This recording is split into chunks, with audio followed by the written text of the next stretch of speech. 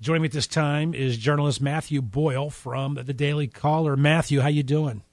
I'm doing well, Rick. How are you? Good, good. You've got two stories that are very interesting you're covering. Let's start with the one that you and I have both sort of been playing off each other, so to speak, with, and that is Project Operations Fast and Furious and Gunrunner. You've been all over this story as well. Tell us what you can on the latest, please. All right. Well, what we've got going on right now is the Obama administration is in full spin mode. The president today really didn't answer any questions about it. He says that he believes his attorney general told the truth. He didn't go into much specifics about it when he was on gave his first press conference since March. But at this point in time, what you've got the Justice Department is feeding false stories to the Washington Post. The Washington Post is running them. And now, we're in the middle of waiting for more action from both Senator Grassley and House Oversight Committee Chairman Darrell Issa. Heading into the next month or so, we're going to see ATF acting director Ken Melson is going to testify before Congress in a written interview. He agreed to testify finally. But the administration is still stonewalling on these things, and it's looking like more and more that this project and this program was put together from the top. Which is what Issa has said all along. Right, and what his spokesman told me about a week ago, and there's a story out there right now. You guys can go to our site and find it. Is that it's looking more and more like Kenneth Melson was not the principal architect. That's the words that he used. He was not the principal architect of this plan, meaning that it was somebody higher up than the acting director of the ATF, meaning, well, who does he report to? He reports to the Deputy Attorney General and the Attorney General. So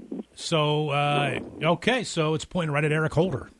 Well, we don't have written evidence of that yet. Right. But we've got some serious allegations coming from the House Oversight Committee. So, I mean, But you just said what we've seen in the past. I mean, Issa doesn't make that statement unless he's got something. Yeah. So, boy, this will be fireworks in Washington coming soon. That's the next headline, huh, Matthew? Oh yeah. It's going to get incredible. I mean, what you're starting to see though is that Justice Department officials here are starting to throw each other under the bus. They're starting to go to the press and leak false stories and trying to run. So what happened is the Washington Post finally covered Gunrunner and Fast and Furious, but their story was completely false. Wait, now I have to confess I missed that. Okay, what they did was they ran a story in the Washington Post citing anonymous Justice Department officials. They wouldn't name them. That said that Issa was briefed, Congressman Issa was briefed on Gunrunner and Fast and Furious back in April 2010. Of course, everybody on the record in the story adamantly denies this, so they had to use anonymity to do it.